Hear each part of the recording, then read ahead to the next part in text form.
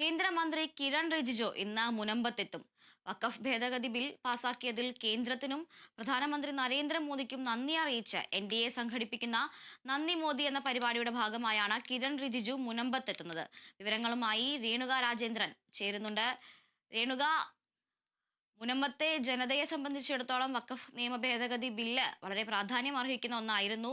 ബില്ലുമായി ബന്ധപ്പെട്ട് അത് പാസാക്കിയതുമായി ബന്ധപ്പെട്ടെല്ലാം വലിയ രീതിയിലുള്ള ചർച്ചകളും വികാസങ്ങളും അവിടെ നടന്നിരുന്നു. അതിന്റെ എല്ലാം ബാക്കിയായാണ് ഇപ്പോൾ കിരൺ റിജിജു ഇന്ന് മുനമ്പത്തെത്തുന്നത്. കേന്ദ്രമന്ത്രി എത്തുന്നതുമായി ബന്ധപ്പെട്ടുള്ള സന്നാഹങ്ങളും സജ്ജീകരണങ്ങളും ഒക്കെ എന്തെല്ലാമാണ്? നിലവിൽ അതുല്യ എല്ലാം തയ്യാറാണ്. കേന്ദ്രമന്ത്രി മുനമ്പത്തേക്ക് എത്തുന്നതിന്റെ സന്തോഷത്തിൽ തന്നെയാണ് ആ സമരപ്പന്തലിലുള്ളവരും. നന്ദി മോദി എന്ന് പറയുന്ന പരിപാടി ഉദ്ഘാടനം ചെയ്യാനാണ് കേന്ദ്രമന്ത്രി കിരൺ റിജിജു ഇന്ന് എത്തുന്നത്. അതോടൊപ്പം തന്നെ ഇന്ന് വരാപ്പുഴ അതിരൂപത ആസ്ഥാനത്തെത്തി major archbishop doctor Joseph കളത്തിൽപ്പറമ്പിലുമായി ഒരു കൂടിക്കാഴ്ച നടത്തുന്നുണ്ട്. അതോടൊപ്പം തന്നെ ഈ പരിപാടിയുടെ മെയിൻ ഉദ്ദേശം തന്നെ ഈ വഖഫ് ബില്ല് പാസ്സാക്കിയതിനെ തുടർന്ന് മുനമ്പത്ത് ജനതയുടെ അല്ലെങ്കിൽ ഈ സമരപ്പന്തലിലിരിക്കുന്ന ഒരു കൂട്ടം സമര അവകാശികളുടെ ഒരു സന്തോഷ പ്രകടനം കൂടിയാണ് ഇന്ന് നന്ദി പ്രകടനം എന്ന പേരിൽ നടക്കുന്ന ബഹുജന കൂട്ടായ്മയിലുള്ളത്.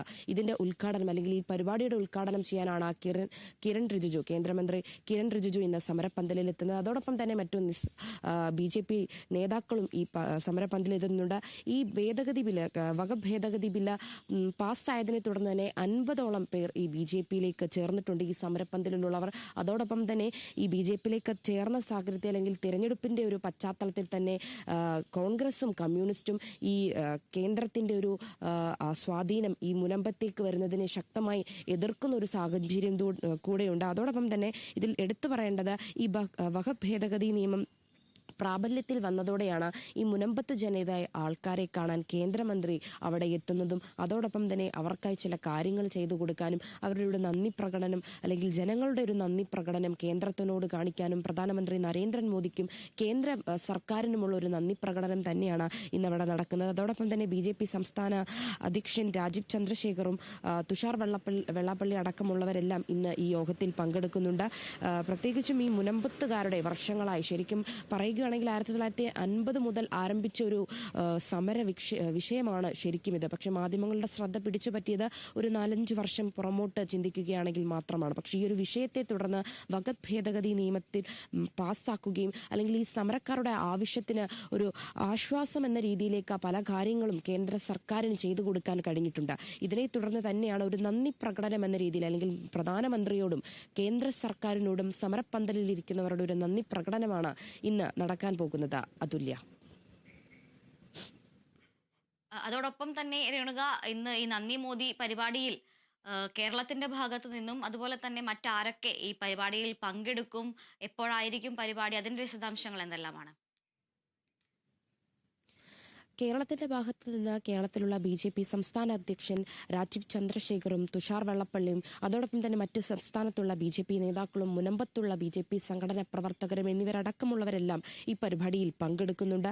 ഇതൊരു മുനമ്പം വിഷയം എന്നതിലുപരി ഒരു സംസ്ഥാനത്തിന്റെ ഒരു വിഷയമായി മാറിയതിനെ തുടർന്ന് തന്നെയാണ് ഈ ഒരു നന്ദി പ്രകടനം അല്ലെങ്കിൽ ഈ ഭേദഗതി ബില്ല്, വഖഫ് ഭേദഗതി ബില്ല് പാസ്സാക്കിയത് അതിനെ തുടർന്ന് തന്നെ ഒരു നന്ദി പ്രകടനമൊക്കെ ഉണ്ടാകുന്നത്. വൈകിട്ട് 5 മണിയോടുകൂടി തന്നെ അദ്ദേഹം മുനമ്പത്തെത്തും. അതിനു മുമ്പ് രാവിലെ 10 മണിക്ക് നെടുമ്പാശ്ശേരി എയർപോർട്ടിൽ അദ്ദേഹം എത്തും. അതിനുശേഷം നേരെ ആർച്ച് ബിഷപ്പിനെ കാണാൻ വരാപ്പുഴ അതിരൂപത ആർച്ച് ബിഷപ്പിനെ കാണാനെത്തുന്നു. പിന്നെ മാധ്യമങ്ങളെയും അദ്ദേഹം കാണുന്നുണ്ട്, മാധ്യമങ്ങളോട് സംസാരിക്കുന്നുണ്ട്. മുനമ്പം വിഷയത്തെ പറ്റി തന്നെയായിരിക്കും ഒരുപക്ഷെ അദ്ദേഹം സംസാരിക്കാൻ വരുന്നത്.